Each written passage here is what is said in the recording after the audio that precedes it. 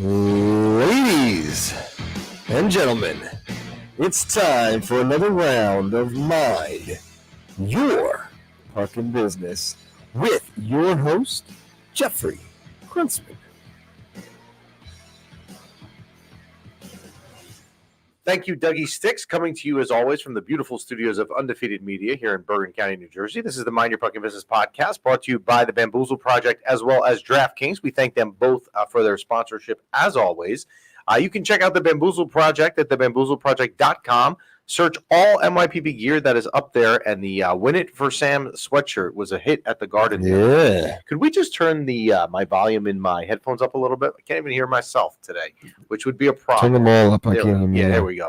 Yeah. So if you go to the bamboozleproject.com, use promo code MYPB, you can save yourself a whopping 20% off your total order, which will help you immensely save some money that you can then use for other things you would like in this world. This is episode 167, 167. Ooh. So if you are listening on the Spanish dial or Spanish features, we welcome you.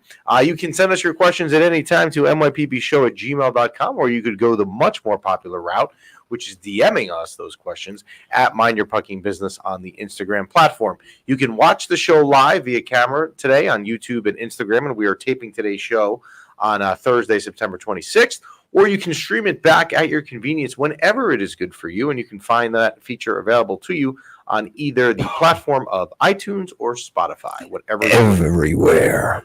Well, yes, wherever you want to find us, you can get us. How are you? Good. A little technical difficulty, so I have to apologize to Chris. He said there's no hat trick for the pre-10 a.m. start. Oh, yes. I tried. Well, we had little technical difficulties here, and I want to make sure it's perfect for you guys at home.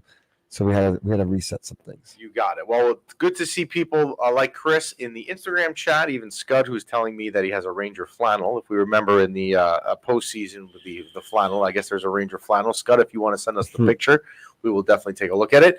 And we welcome you that are all joining us on Instagram as well. So, look, it's good to have live hockey back. I understand it's preseason hockey. You try really hard to not get overly excited for it, but because you're a fan and you love hockey, you get excited for it, but you understand also at the back of your head that it is preseason. So the preseason for the Rangers started Sunday night up in Boston, and here were the takeaways for me. The Rangers won the game 3-2. Again, I could care less about results in the preseason. I really don't care, which we'll get to in a minute.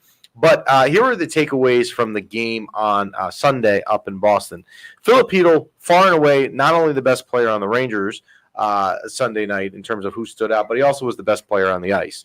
But you also have to ask yourself, when you look at the roster that Boston put together, you didn't have Marchand, you didn't have Pasternak, you didn't have McAvoy. I mean, you didn't have all their big names, and you had none of their big names. So Filipino should be the best player on the ice. I mean, you would have to expect that if Filipino is healthy, and that's what the Rangers are going to sell us that he is, that if he's playing against a Boston roster, which is mostly their AHL affiliate, which I believe is out of Providence, Rhode Island, if that hasn't changed from when I went to school up there, which I believe it hasn't, he should be the best player out there, and he should stand out, which he did. And look, his goal, the second goal of the game, or the second goal for the Rangers, which he scored, which was a beautiful snipe top corner, you like to see. But again, you're going against the goalie there that you're probably never going to see again. I mean, it obviously was not Jeremy Swayman that was there, but good to see there. The other takeaway that I think people went a little bit overboard with, and I'm going to blame this on the fact that it was the first game and everyone wants to make suggestions and all that stuff. And that is this kid, Victor Mancini. So Victor Mancini is a defenseman that if I asked you last week when we were on last Wednesday, tell me something about Victor Mancini. Is Victor Mancini playing in the New York Rangers organization? True or false? Most of you would say false because you never heard of him. But then Victor Mancini scores the first goal of the game, has a decent game on defense, and now everyone is thinking to themselves that from what I saw, wow, Victor Mancini really may make this team because he scored a goal in a preseason game. I wouldn't go that far. Here's my other question for you if you want to be in the side of things that Victor Mancini should be on this roster. And by the way, tonight the Rangers play the Bruins again at home, and it sounds like Victor Mancini's in the lineup. But if Victor Mancini is going to make the roster, Whose spot is he taking? Now we can get into, which we will in a minute, that Ryan Lindgren is now hurt. Nothing new there. But wouldn't that assignment probably go more to Zach Jones before Victor Mancini? Victor Mancini, to me, I cannot see this guy making the roster. Now, if he wants to prove me wrong or give me reason to believe otherwise in the next 4 preseason games that they have left, which is the Bruins tonight, then a home and home with the Devils and the Islanders next week, okay, maybe you can prove me wrong or prove to me that you belong. But right now, I'm not really sure how Victor Mancini makes the team. I just don't. It's nothing against the guy, but you didn't even hear about him a week ago. He scores a goal in a preseason game, and all of a sudden, well, you know what? Victor Mancini looked great. Victor Sanity. Yeah, we'll get to him in a minute. So that was the takeaway on a Sunday night. The Rangers win 3-2, and again, I just don't. They could have lost 3-2. I don't care in the preseason. It's more about watching names and looking at names and looking at how people play. Let me explain what happened to me and my wife and my kids at the game on Tuesday. We went to the preseason game, and normally what we do, it's kind of like a family thing. But as my kids are getting older now, it doesn't have to be, but we still do this. I would always take my kids to a preseason game because if you leave a preseason game early during a school night for them, it doesn't matter because it's preseason. Yeah. So I was actually telling my daughter Abby the other night at the game that when they were little, we would stay for one period. And the only thing I would hope for, like literally the only thing I would hope for, would be in that first period that the Rangers would score so the kids could hear the goal song. And there were a couple times I remember when they were younger where they didn't score in the first period and we would kind of like stretch it into the second and hope for a goal song there. But now, like, my kids are old enough that we don't really need to keep the tradition going. But it did kind of work out Tuesday. We didn't really have anything for a change. So we ended up going to the game. So we walk into MSG at 6 o'clock. The doors open an hour before faceoff every game. It opens at 6 o'clock. My kids, for whatever reason, it's not a bad thing, like to go into the Garden the second the doors open, right? They want to be like first one in there. Even though teams will not come out for their pregame skate for 40 minutes, and then the game doesn't start for an hour, right? So, I mean, like, you have a long time. But especially first game of the year, you always get the feeling, I mean, look, I'm 44 years old, but it's still like I'm a 17-year-old kid. The first time you walk into the Garden every season is still special. Like, you're walking in, you're there. All right, so I scan the tickets because the Garden is now all, mobile. I scan the thing. The kids and Jenny from the block go through the turnstile, and we get on the escalator. Now, to get to where we were sitting, which was 114 the other night, you have to go up three escalators, 3 levels, right? We get to the top, literally the third escalator, and we get to the end of it as if we're about to turn left and walk into like the food area.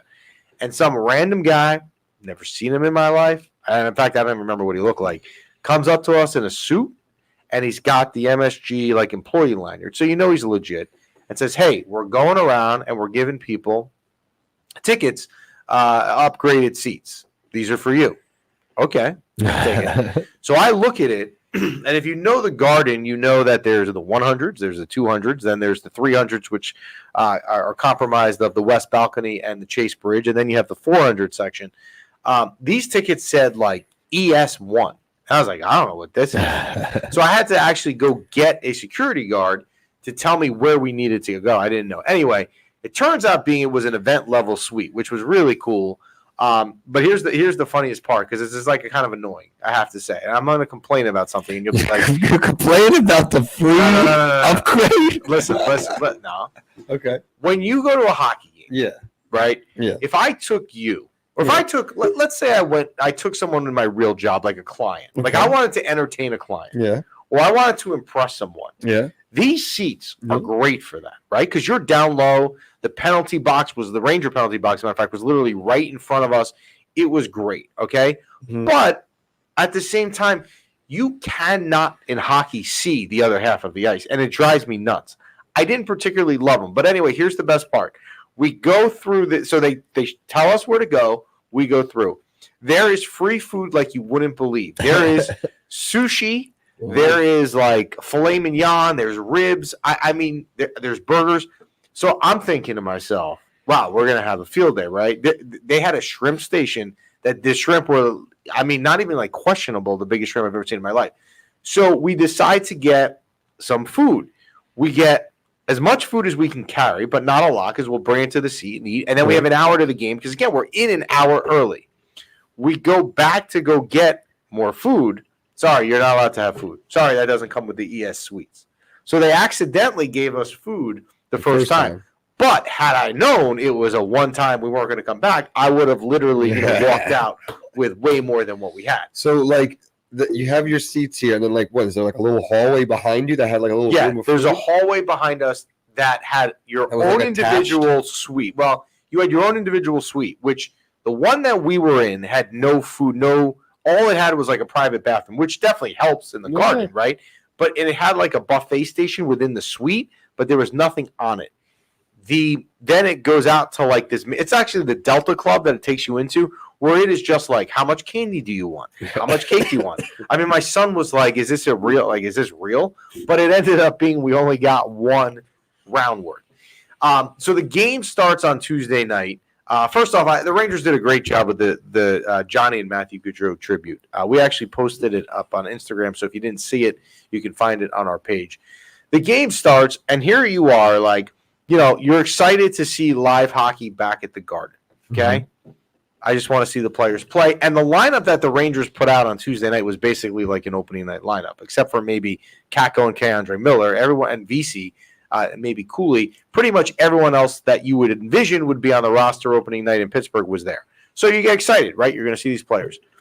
You're not 7 minutes into the game. Now, I didn't see it happen.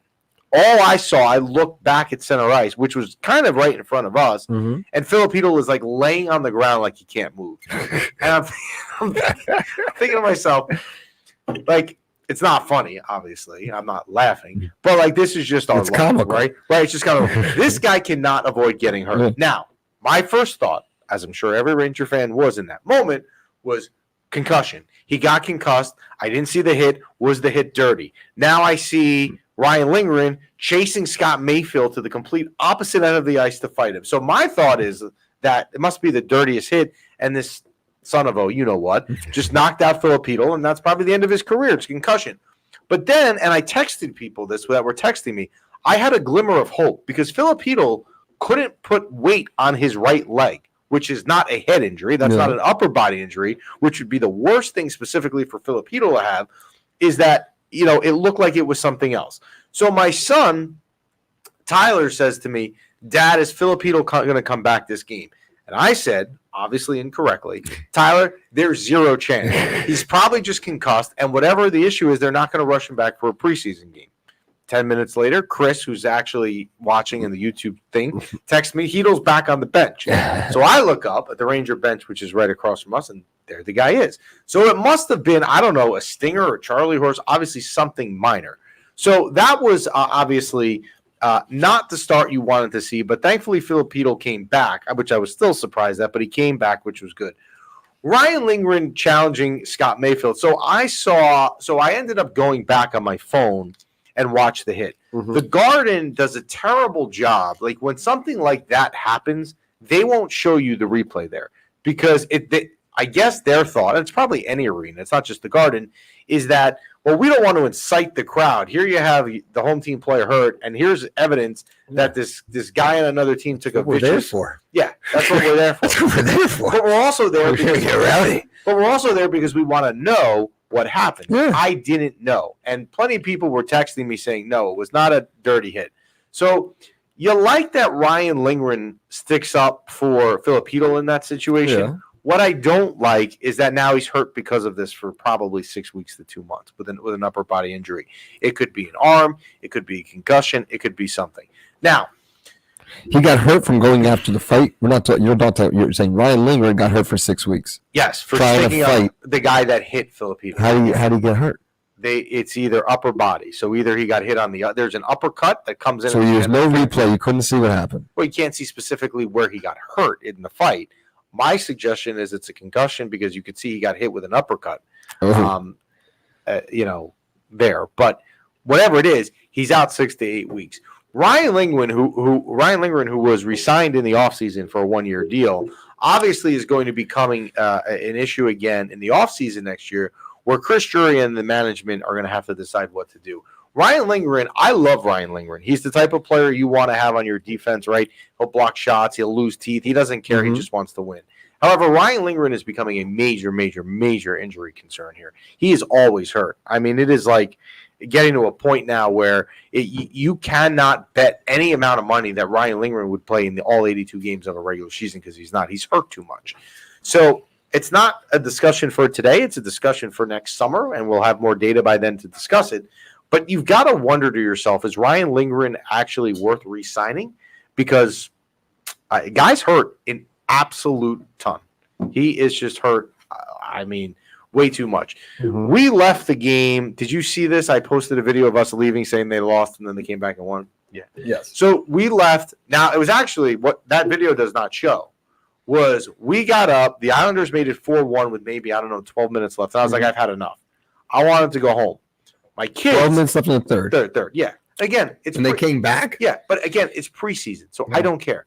We're walking out, and my kids say to me, can we go get Krispy Kreme in Penn Station? So we even went, actually, they ended up getting Auntie Anne's. It's a whole long story. But that gap between when I left and when I took that video walking back to my car, we had even been in Penn Station for 10 minutes. I didn't even know they came back.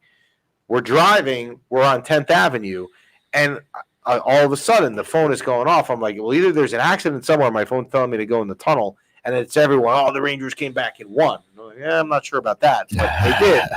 And again, I don't care. I don't care about preseason if they win or lose. If you told me tonight versus Boston, would I rather them win or lose? I'll tell you, I'd rather them win. But if they lose tonight or they lose any preseason game ever, I really don't care.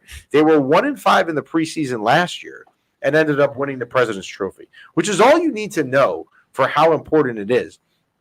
Panarin gets hurt the other day to day. Well, it came across lower body injury. Obviously, you think the worst. It sounds like today he's back on the ice, and not only is he back on the ice, it sounds like he'll be fine for opening night. If Artemi Panarin didn't play in the next 4 preseason games, I'd have no problem with it. As a matter of fact, I wouldn't even play him to begin with. I'm sure he's not playing tonight. But why would he even play any of the remaining games is beyond me. The other takeaway from the other night, and I will get to some of your questions, guys. I see them all on YouTube and Instagram, and I apologize. But Zack Jones, there has been nobody that has been more critical of Zack Jones than who? You. Me, right? I'm not a Zack Jones fan. We all remember what happened last year at season ticket holder with my kids and Zack Jones. And I told the kids, let's just leave. We don't need to meet him. But there was no line when everyone was in line to meet Artemi Panarin. Zack Jones has gotten to a point where, you know what? He probably deserves a spot on this team. Wow. I know. He did. Zack Jones scored twice the other night. Again, I don't want to make a ton out. Zack Jones' 2 goals was against an Islanders goalie that played the second half of the game I've never heard of. So we got to keep that in mind also. But if you're telling me that Ryan Lindgren is now going to be out opening night, and that definitely opens up a spot in your 6th defenseman, and I'm not buying this Victor Mancini stuff. Zack Jones is going to be in the opening night lineup. Oh, he won you over. I wouldn't say won me over. Jones sanity. But he won me over to the point where he can at least get a chance. We'll take some Instagram stuff. I like this. Riley Smith equals Alexei Kovalov. Can we talk about Riley Smith for a minute? Sure. The other night, true story, we got upgraded, so we're like right down low. We can see everything on the ice in front of us. And again, I was happy going to the game because I saw the roster they were playing with that night was most of the regulars. Riley Smith was one of them. I totally forgot Riley Smith was even playing until the second period. I didn't even notice the guy. I'm not going to make a big deal. It's preseason, so I'm not doing that. I'm just merely saying that when we talk about Riley Smith becoming the next Alexei Kovalov, which would be phenomenal if he is, I'm not sure that it would be that. Why don't you like Jones? Why don't we take Scud's question? Why don't you like Jones? I've been hyped for him since he was drafted. My take on Zack Jones and the things I haven't liked is I don't think he is strong enough. He is a skinny lefty defenseman, and I think I don't know if he's built for the NHL. I think he can be I think he can be good offensively. I've also seen some defensive turnovers. I wish he could not. I would have not have seen. However, you know what? Zach Jones, if I'm going to be on the side of the equation that doesn't love what I've seen from Zach Jones in a year and a half, he's earned the spot. And now that Ryan Lindgren is out, he's clearly earned the spot. So I'm going to either be now proved right or wrong. We're probably going to find out if he's going to do it. And as Nikolai said, he's a forward-playing DD. I worry about Zach Jones in the defensive zone, like puck against the boards behind the net. He's so small compared to other NHL defensemen.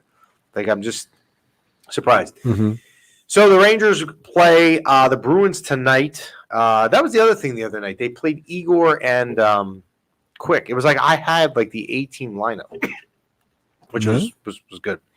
Let's take some other off the ice news with the Rangers. Last week it came out, I guess on media day on the first day of training camp. Jacob Trouba said something, and all the beat writers picked up on this, and a lot of Instagram accounts. And Jacob Trouba said that this season, this 2024-2025 season is the last. It's not a secret. It's not a surprise. This is probably the last chance at it with the core. Like the window's closing. The window's closing with this core.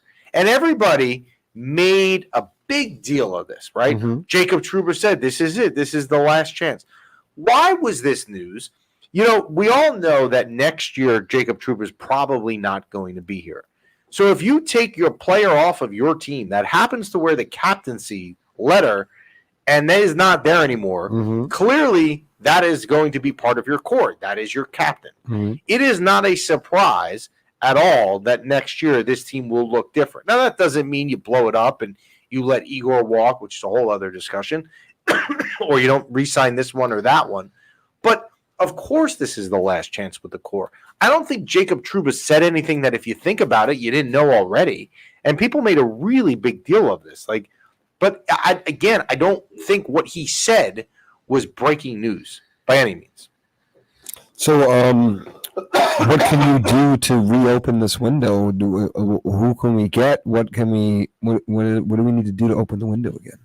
Well, I think that the window is set, like David Pignata from NHL Network said the other day, or 2 weeks ago when he was on with us, is that the window is completely tied into how long Igor is here. That's the window. If Igor is here for a long time, the window will be long. The window will be open for a while. If it's not, then it's short. The Rangers will have a competitive team for many years, right? You have Lafreniere, you have other players here that can play. But to me, to sit here and act like so surprised, oh my God, this is the last chance this group's going to have together.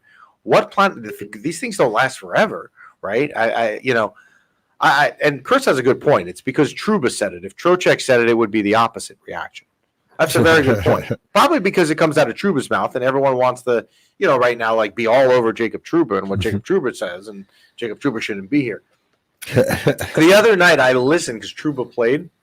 Mm-hmm. I listened for like in the first 10 minutes, every time he touched the puck to see if people were booing, and I was actually going to get really annoyed, and thankfully it didn't happen. Not even once? No, I didn't hear that. Wow. I didn't hear them. No Troubas. Thankfully not. So the other news that came out last week, also not, I wouldn't say normal, huge surprise. Igor Shesterkin and the Rangers, I believe they each said it. Someone can correct me if it was just one of the two.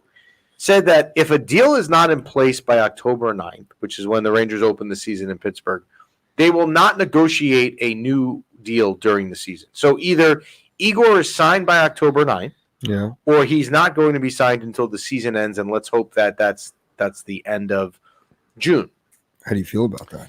So I think there's risk-reward either way. By the way, I don't believe that for a second, because if you're telling me that Igor is not signed by October 9th, and Igor's agent calls Chris Drury on December 2nd, and Chris Drury says, you know what, I'm sorry, the season's going on, we can't talk right now, that if you think that's what he's going to say, then I've got a bridge to sell you in Brooklyn.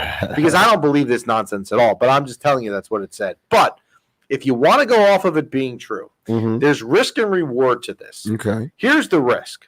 Igor has a monster season, which is what we really all want to happen, right? So Igor has a monster season, and Igor then has much more negotiating power, and in terms of his annual salary, which is already an issue in the news of what it's going to be per year, and he has more substance to ask for $12 million a year if he has another monster season.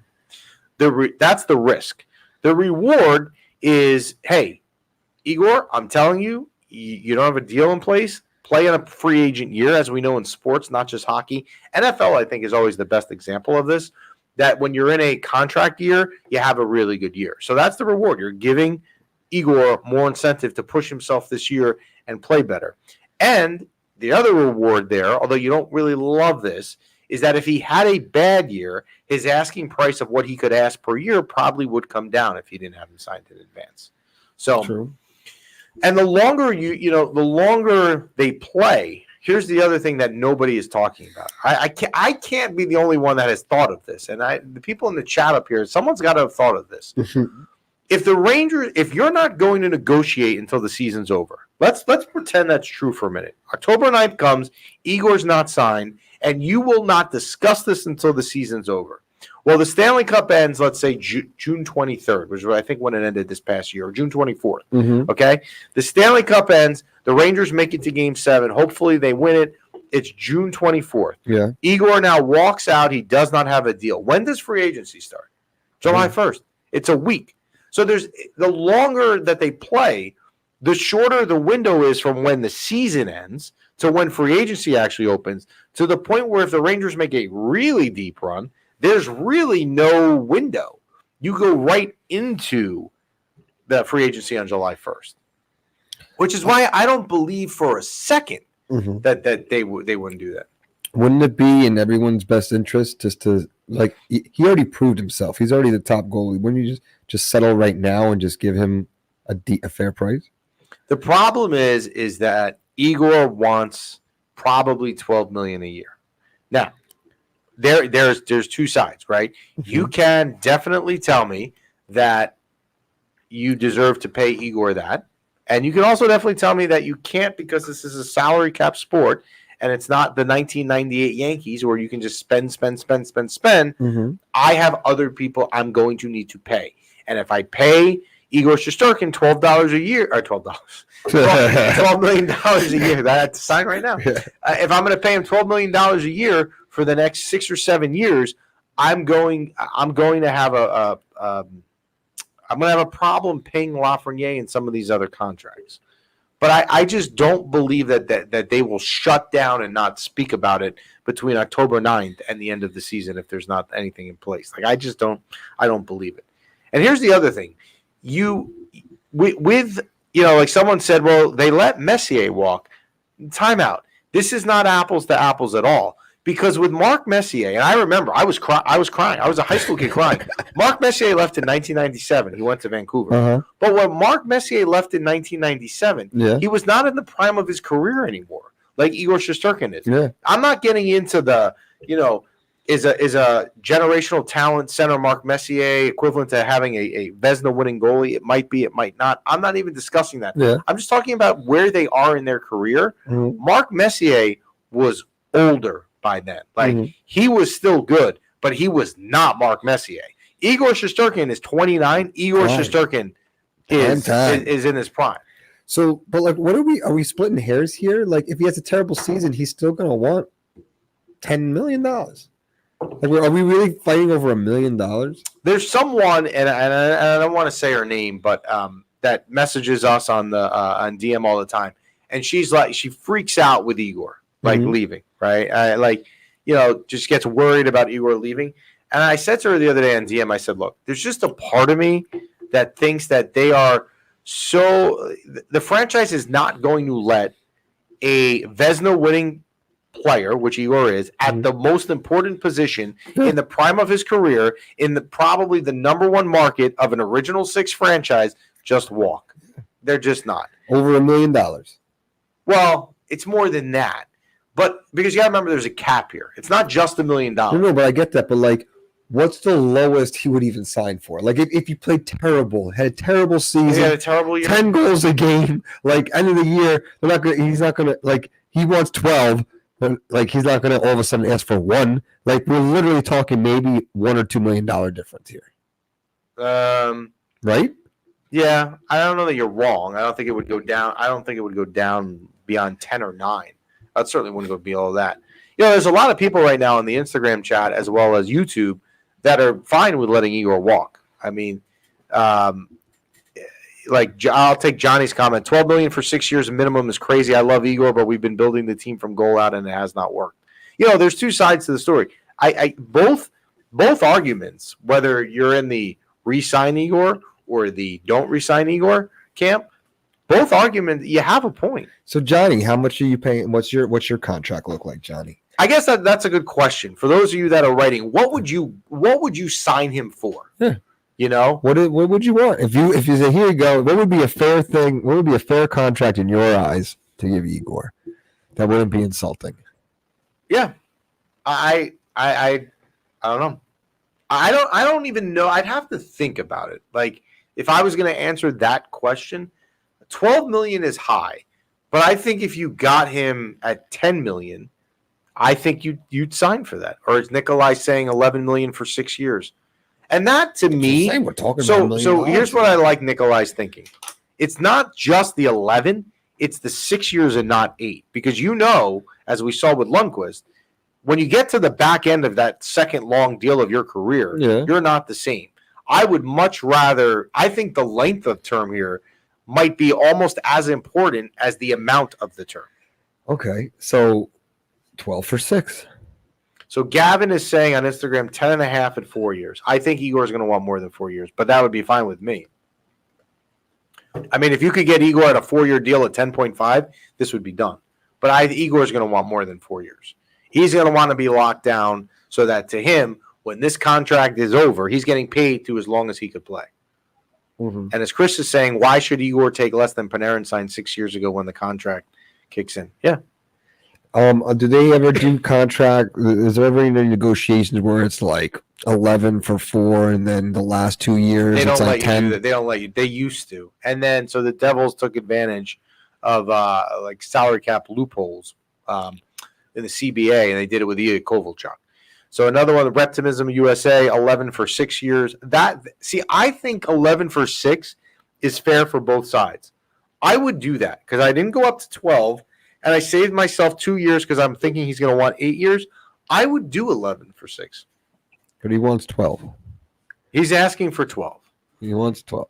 But do you think the time length is like you think you can shave him down to 6 years if you give him his 12? So if I could sign Igor today for $12 million a year at 6 years instead of 8, I probably would. Okay. You know what? I would. And I would hope, the hope is here anyway, that as the salary cap increases each and every year, maybe it goes up substantially so that there is more money to play with for him. Let's say he wants the 8. I really want to be here for life. I want the 8. Are you giving him 10 for 8? Am I giving him 10 million for 8? I don't think so. Wait. Am I giving him? You're okay. 12 for 6. Yeah, I'd be he okay wants with to be 10 for here. 8. He wants to be here 2 more years. Mm-hmm.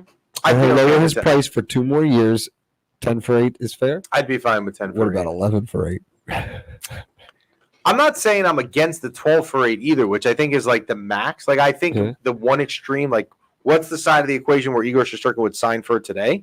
I would say if he said 12, if you gave Igor 12 for 8, he'd be done with it. But I don't know. I'd have to think about it. My man Mike, 10 million for 8 years would be fantastic. Yeah.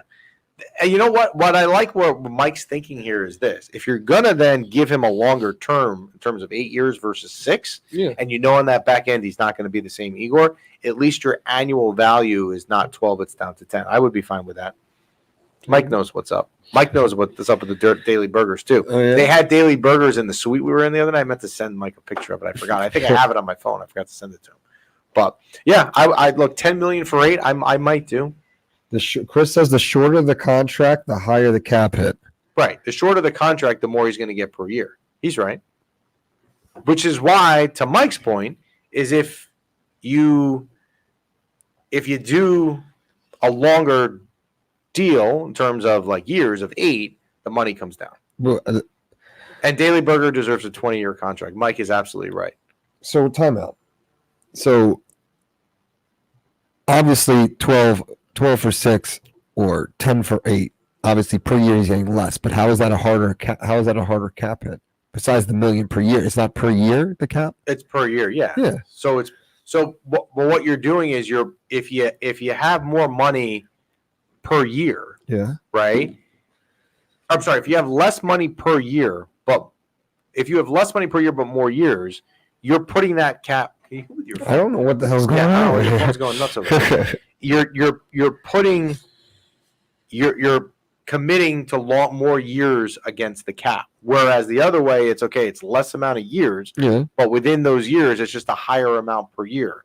But you may not have year 7 or 8. So we'll see. Again, I don't believe for a minute that they wouldn't talk after October 9th. Yeah. Like, it would be so Ranger fitting that, okay, there's no deal in place, and Ranger fans kind of sweat it out. Although, again, I don't know that I would sweat it out, but and then, like, you get an announcement on like a Tuesday in December. Igor Shesterkin has re-signed for 12 million, for 8 years or whatever. I don't believe that they wouldn't. Jacob Trouba got $12 million year 1 and $6 million this year, and Jacob Trouba hopefully is not here next year. All right, Rangers tonight home against Boston, and then they will have a home and home Monday, Tuesday with the Devils, and then they will wrap up their preseason next Friday at UBS Arena against the Islanders. Did you watch football last week? Yes. So I was watching I saw the Jets game. So it ended up working out last Thursday night when the Jets played the Patriots that I was home. I didn't have anything to do. I sat on the couch as a fan, which I never can do. I was like, I'm going to watch the Jets game. I'm going to watch Aaron Rodgers at home. That was as enjoyable of a Jet game as I've watched in a long time. They beat up on a team that I cannot stand. The game was never even really close. They looked good in all areas of the game. I mean, if the Jets are going to make me look ripe for picking them to win the Super Bowl, that game will be indicative of what will need to happen for it to work out. So I don't know if this is completely accurate, but apparently in Aaron Rodgers' first drive of that game, he hits to score a touchdown. He hit 6 different receivers. So he's just bing, bong, bing, boom, boom. I mean, look, it was impressive for sure overall. What else can you say? I mean, they played well. They will be home versus Denver this weekend, and Denver is not playing. I mean, Denver won the other day, but Denver's not good. The Jets are a 7.5-point favorite. They should win. The Giants, Malik Neighbors. Just when you thought the odds just changed, but go ahead. Oh, they did. I just refreshed the screen. Literally in the last second, something must have happened. The on which game? The Jets. Giants. What are they? +6. The Giants were +6. Now it's +5. Still work. Yes, Nikolai. The Jets are still my Super Bowl pick. I'm standing by. Wow. Did you make the bet? Did you put it in? No. You got to make it. $5 bet get you the Super Bowl. Saints have incredible odds. The Saints? They're plus 3,000 or something right now. I'll make that bet since it's playing great. Yeah. Now, if you've listened to MYPB before, we know that Dougie Sticks does have a history of wild Super Bowl bets. The best by far was maybe 2 or 3 years ago. I don't even know what the payout was. Ridiculous. The payout, you wouldn't have been here. You would have been on a boat. But you bet a substantial amount of money. Not substantial. Well, the pay was substantial. That the bet was this. It wasn't who was going to win the Super Bowl. It was who's going to play each other in the Super Bowl. And you had the Giants versus the Jets. Yes. At plus 17 million. Yeah. One day it'll hit. If I bet that every year, one day it'll hit. The problem is you might not be alive for it. Yeah. The Giants went out in Cleveland. They are the Thursday night game this week as they play at home tonight, actually, against the Cowboys. Yes. The Cowboys are weird because the Cowboys win week 1 in Cleveland, and as Tom Brady said as he was broadcasting that game, they just dominated in every aspect. They had no flaws in their game. And then they come home and got lit up by New Orleans and then lost at home the other day to Baltimore. So if you're the Cowboys, I mean, it's almost like this is now a must-win game for the Cowboys. Both teams, yeah. This is the Giants' last chance for my fandom this year. I'm going to throw in the towel. Okay. So last year, I think it was Monday Night Football. Pouring rain, went to the game. Cowboys blew them out 49-0. 49-0. So today is the revenge game for the Giants. If both teams need to win. If they don't, their season's kind of, I don't know. Cowboys aren't looking too good. Giants need to have a huge turnaround. I would say so, but we shall see tonight. All right, last week on the picks, we were 1-0-1 going into week 3. We had a killer week. We are now 2-0-1. We had the Broncos plus 6.5 at Tampa. They won that game outright. We had the Eagles plus 2.5 at New Orleans. They won that game outright. We had the Colts -1 against the Bears. We won on that. We had the Chiefs -3.5 at the Falcons on Sunday Night Football. We won on that. The only game we lost on last week that ruined a perfect week was the Cardinals plus 2.5 at home versus the Lions. Other than that, sir, we had it all right. Oh, yeah. So let's go with our week number 4 picks. I like the Chargers plus 7.5 at home versus the Chiefs. To me, the Chiefs have not had their offense in full, display yet. They haven't had it all in sync. They lose their running back for the year. That's a lot of points for a Jim Harbaugh team at home. Plus, I'm getting covered with a touchdown plus an extra half point. Give me the plus 7.5 of the Chargers home against Kansas City. I'm on board the Buffalo Bills train. Plus 2.5 at Baltimore. Here you are getting points. The Ravens 0-2. They barely won last. They held on against Dallas. I am just on board with Buffalo right now. I'm taking the Bills plus 2.5 at the Ravens. Easy. Put all your money on that. No, to me, Ravens stink this year. The game that I would take more money on would be this one here. Monday night, if Jeff Adelson was listening, Jeff Adelson would love this. I'm taking his Miami Dolphins -1 at home versus Tennessee. Wow. I know no quarterback? You don't have a quarterback. I know the Dolphins stink. Yeah. Tennessee is not good either. The Dolphins are -1. It's a pick 'em at home. Yeah. They still have Tyreek Hill. Yeah. They still have Waddle. They have all these guys. Tennessee is not good. Who's Tennessee's quarterback? Levis. Yeah, he's going to get those bowling ball fumbles. To me, I love this bet. I'm taking the Dolphins -1. I would put a ton on this. I don't understand the spread, but we'll see. I think the Eagles now just take off from their win in New Orleans. They're -2 in Tampa. Tampa is not good. Tampa, if you saw last week, got beat. They were 6.5 point favorites at home and lost to Denver. Give me the Eagles -2, and the Eagles are out for some revenge from the playoffs as well last year. Last thing, all right, so I have to tell you what happened. Yeah. I wasn't sure what I was going to do with my last pick. And then, so here's what I'm going to do. I'm taking the Vikings +3 at the Packers. And instead, what I was between them or the Jets -7.5 versus the Broncos. And then the Vikings line moved this morning from 2.5 to 3. And now I'm taking the Vikings. That half a point solidified. Maybe do it. So I'm taking the Vikings +3. So to recap, I'm taking the Chargers +7.5 at home versus Kansas City. The Bills +2.5 at the Ravens. The Dolphins -1 at home Monday night versus Tennessee. The Eagles -2 at Tampa. And the Vikings +3 on Sunday at Lambeau Field in Green Bay. Wow. But local game? Local game. Let's do it. So the Jets -7.5 versus. Not anymore. No, they are. Fresh. Oh, they're not? Now it's +5 and 0.5. For the Jets and Broncos? Oh, Jets, 7.5. I thought you said Jets. Yeah, we'll do the Jets first. I am taking for the the Jets. They're going to win by 2-score game. Remember? Yeah. Did you see when Robert Saleh went to hug Aaron Rodgers and it looked like he pushed him off? Well, the story was Robert Saleh always talks about we need 2-score lead, right? I wasn't worried about when he walked over to the coach, he didn't know he was trying to hug him. He's like, yeah, you like that 2-score lead, right? So 7.5, I think they're gonna have a 2-score lead. Yeah, you know what? I would take the Jets here. The other one, the Cowboys are what, -5 tonight? Yep. 40-0 last year, if I remember. I'm taking the Cowboys. That was last year, different team. We didn't have neighbors. Different team. We didn't have neighbors. So I would take if I was doing the local things, I would do the Jets -7.5, and I would take the Cowboys -5. But would like to be wrong on the Cowboys. That is it for us today. We appreciate you listening as always. You thank the Bamboozle Project for their continued sponsorship. By the way, at the game the other night, so many people asked me about the hoodie. I gave out promo codes. I kept telling people, use this promo code. Use this promo code. Yeah, it's promo code MYPB right there. Right there. Go on, get the hoodie, get something else you want. Win it for Sam. We thank DraftKings as well, and we will see you. I think we're back on Wednesday. We're back to regular Wednesday next week? Sure. We will see you next Wednesday.